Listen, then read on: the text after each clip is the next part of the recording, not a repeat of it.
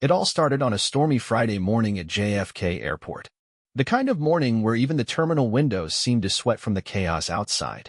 Flights were being delayed left and right. The intercom buzzed constantly with announcements, and inside the premium boarding gate of Flight 274 to Los Angeles, passengers were already antsy. Elon Musk stood quietly near the velvet ropes marked first-class priority boarding. He wore a black hoodie, dark jeans, and no security detail in sight, just a duffel bag slung over his shoulder. It was rare for Elon to fly commercial, but this flight was last minute.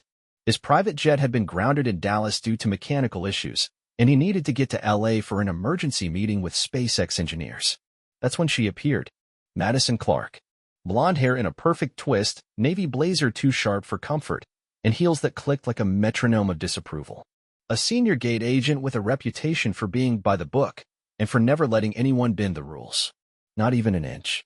She looked up from her tablet and frowned.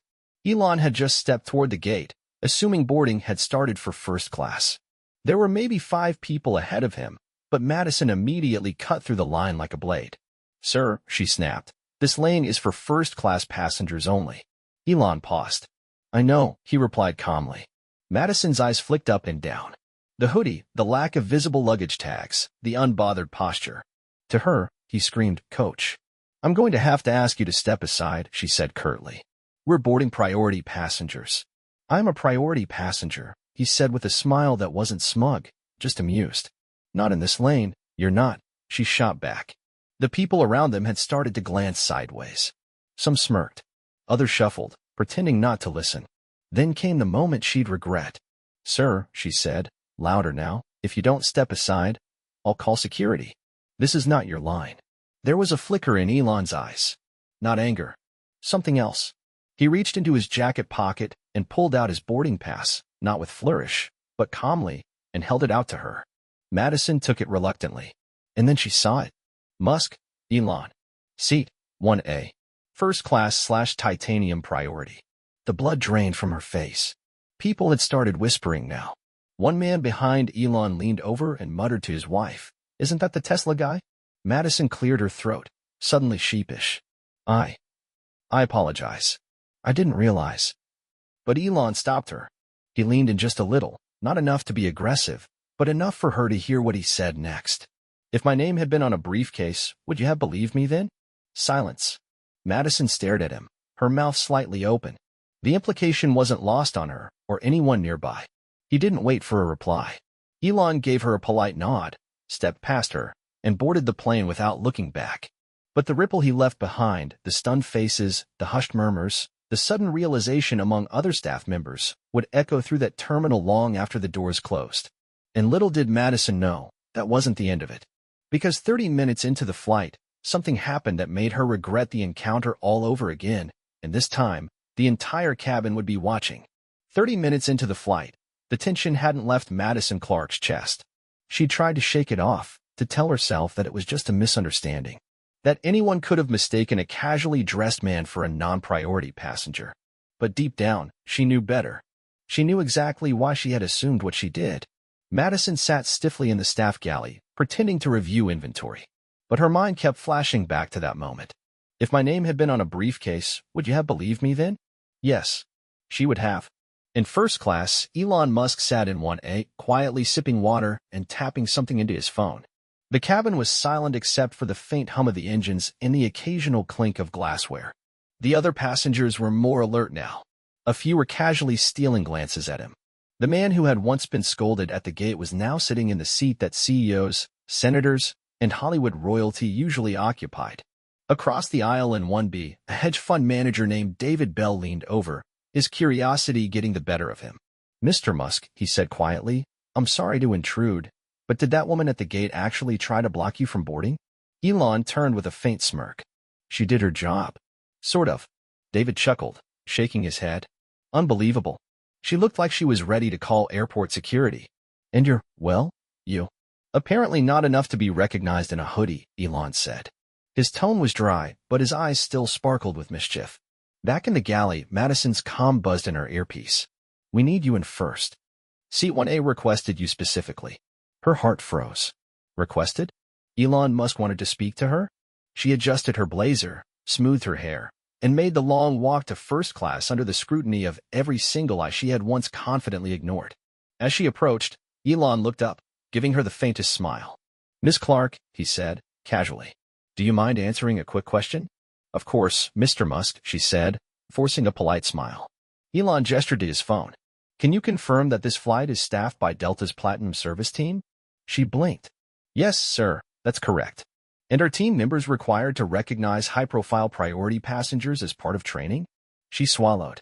"We are trained to treat all guests with the same high level of professionalism, regardless of status." "That's good," Elon nodded. "Because professionalism doesn't require recognition, it just requires decency. I'm not upset that you didn't know who I was, but I am disappointed that you assumed I didn't belong." The entire front row had gone silent. A young woman in 2A subtly lowered her magazine. The hedge fund guy was practically leaning into the aisle now. And Madison, well, she was standing perfectly still, a crimson hue blooming across her face. "I understand," she said, barely managing to keep her voice level. "I hope you do," Elon added, "because I've just sent a message to Delta's VP of Customer Experience. Not to get anyone in trouble," he said calmly, "but to suggest something." Madison blinked. Elon smiled faintly. "I'm funding a retraining program. For free. One that starts with a single question. What if you're wrong?" She couldn't speak. Couldn't even nod. Then, as casually as if he were ordering another drink, Elon leaned back and pulled a sleek laptop from his bag. Madison turned and walked away slowly, back through the curtain, back into economy where whispers had already spread. But she didn't know the whole story yet. Because what Elon had just launched midair wasn't just a policy suggestion, it was something much, much bigger. Something that would make headlines in the next 12 hours. Something Madison would read while still in uniform. By the time Flight 274 landed in Los Angeles, Madison Clark had managed to avoid Elon Musk for the rest of the trip. But she couldn't avoid the headlines. Her phone buzzed the second she switched it off airplane mode. Breaking. Elon Musk launches real-time airline training initiative mid-flight. Elon Musk proposes empathy test for airline staff, stuns crew with in-flight announcement. Anonymous airline worker called out by Elon Musk in viral incident. What if you're wrong? Madison stared at her screen, her hands cold. The post had gone viral. Someone in first class had taken a discreet photo of Elon speaking to her, along with a transcript of his "what if you're wrong" comment. It was everywhere. TikTok, Twitter, Instagram stories from passengers who'd been on the flight. And Elon's own tweet had sealed it. "Imagine a world where we pause before we judge. I'll fund that. Starting with airline training. Hashtag what if you're wrong." Over 12 million views in under 4 hours. She stood there in LAX, in her neatly pressed blazer, watching people walk by with knowing glances. Even a few flight attendants from other airlines whispered as she passed. She felt exposed. That night, Madison sat alone in her apartment scrolling through coverage. Most of the internet wasn't cruel, just curious. But it didn't stop her from spiraling. She'd been proud of her position. Efficient. Rule-bound. But now, the whole world saw her as the face of judgment. And then, her email pinged. Subject, from Elon. No reply address. Just a time and place. A rooftop bar. Downtown LA. 7 p.m. That night.